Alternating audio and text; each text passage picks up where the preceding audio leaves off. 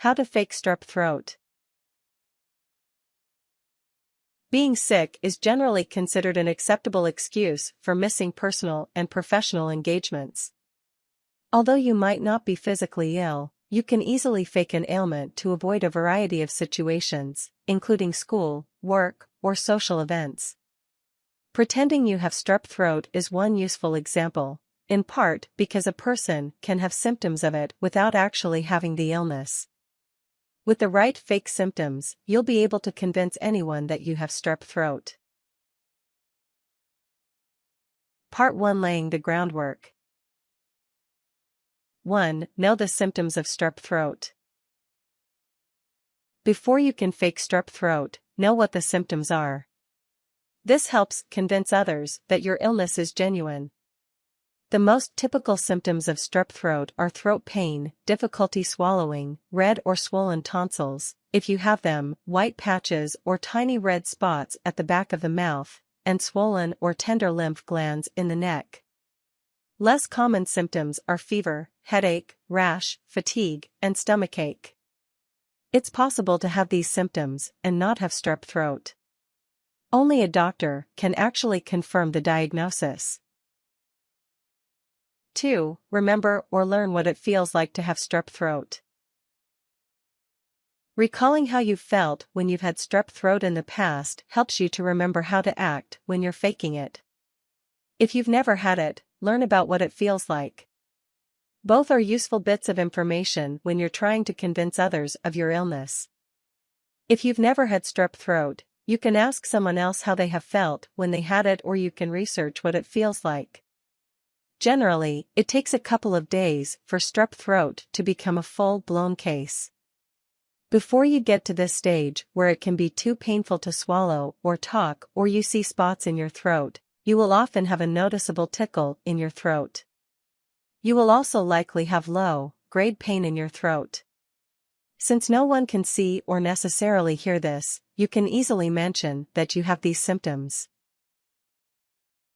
3. Act distant to friends, family, and colleagues. By acting as if you're too tired or not feeling well enough to concentrate on conversations or presentations, it will cue others that you may be sick or coming down with an illness. If you want to avoid a commitment the day of the event, acting distant and lethargic will pave the way for you to say that you're suffering from a sore or strep throat. This will make your illness seem more credible.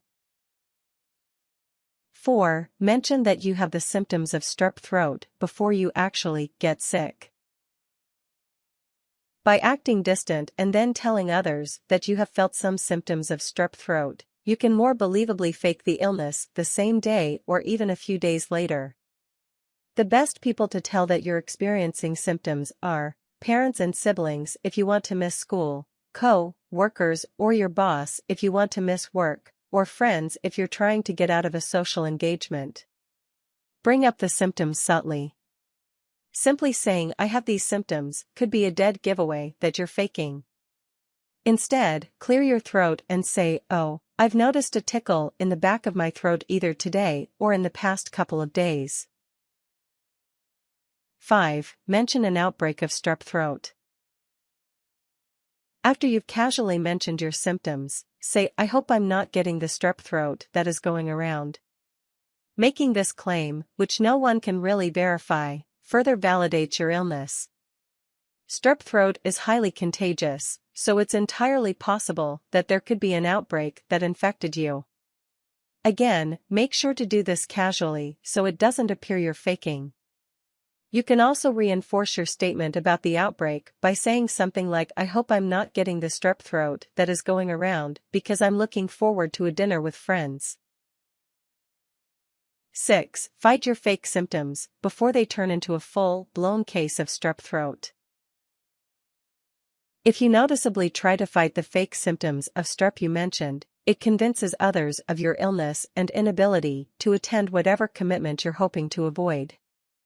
Some good examples of ways to fight your symptoms are drinking tea with honey or sucking on throat lozenges to soothe your irritated throat, or even wrapping a scarf around your neck to keep your throat warm. Gargle with salt water. This is one way to soothe an actual sore throat and will show that you're trying to take care of your own irritated throat. Part 2: Faking strep throat. 1. Have controllable symptoms.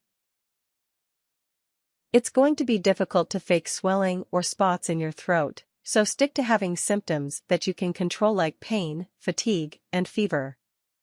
It's a good idea to not take anything that claims to give you the actual physical symptoms of strep throat. These could make you very sick. 2. Avoid talking to show how much your throat hurts. Someone with strep throat is usually in too much pain to talk a lot. If you reply to questions with head or hand gestures, or even by writing notes, this helps convince people that your throat is too sore to talk. It's also advisable that when you do say something, not to say it too loudly or yell. Remember, you're in too much pain to really even be talking. This can also be particularly effective if you're looking to get out of a commitment on the same day. 3. Avoid talking about whatever commitment you don't want to attend. This is a dead giveaway that you're probably not sick and trying to get out of something. 4. Swallow slowly and show your pain. This demonstrates that not only is your throat hurting so much it hurts to swallow, but also that you're being careful to not further irritate it. Closing your eyes and lightly wincing when you do slowly swallow reinforces just how much your strep throat hurts. 5. Gargle with salt water. This is one way to soothe an actual sore throat and will show that you're trying to take care of yourself. 6. Be tired, sluggish, and sad. If you don't show any energy or motivation to do things you normally like, this will show that you're not feeling like your usual self. Don't be too sluggish. Showing general fatigue, such as not moving around much or not wanting to get out of bed other than to use the bathroom, is plenty. It's not a good idea to collapse or fall out of bed, as it might end with an unwanted doctor's visit. If someone mentions that you're missing a commitment, say something along the lines of, "I'm sorry to miss school, work today because we had a group lunch planned." Don't smile too much or appear happy. Again, you're feeling sick and want to convince others of this as well. Looking happy will make them question whether or not you're really ill. 7. Have a fever. It's not easy to tell if someone has a fever unless it's fairly high. Faking a fever will make it seem like you are sick. Wrapping yourself in blankets will raise your body temperature slightly for the case that someone wants to take your temperature. Lightly jogging in place will flush your skin and cause you to sweat, making it appear as though you have a fever. Just make sure no one sees you jogging. Spraying your face with a light mist is another option to show that your body is fighting a fever. 8. Don't eat a lot, especially heavy foods. If you're eating a lot, especially of heavy foods that could irritate your throat further, it will cast doubt onto your illness. Eat things like soup, bananas, yogurt, or other soft foods that won't exacerbate your strep symptoms. Drink soothing liquids like tea with honey or cold water. 9. Don't overdo it with symptoms. While you want to show that you have the symptoms of strep throat to legitimate your illness, going overboard with symptoms is likely to expose that you're not actually sick. For example, it's impossible to have a temperature of 107 degrees Fahrenheit without being seriously ill or dead. Stay within real limits to avoid someone figuring out that you're not really sick. Part 3: Keeping up the appearance of illness. 1. Don't let anyone seeing you out and about. Remember, you're sick. By venturing out of the house, you open yourself up to questions about just how ill you are.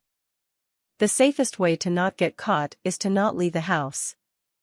This is especially true for any type of event like a play or even to go shopping. It could be very uncomfortable, for example, if you run into a colleague or your boss at the mall on a day you've called in sick. Likewise, attending a school play or sporting event on a day you've been home with strep throat also raises red flags. If you go outside of your home, for example for food, and run into someone, then you can always say, "I'm out to get medication. I ran out last night." 2. Keep babying your throat. Strep throat doesn't disappear from one day to the next, so it's important to keep up appearances that you're healing. Don't talk loudly or yell so that you don't irritate your still sensitive throat. Keep drinking soothing liquids like tea with honey or cool water. Likewise, using throat lozenges will reinforce that you're still sick.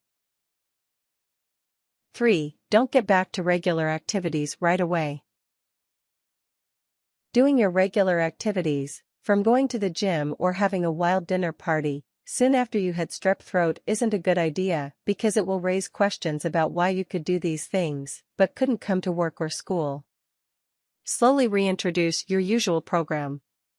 For example, if there's a dinner the day after you get back to work, skip it and say, "I'm still a bit under the weather, so I'm going to pass this time."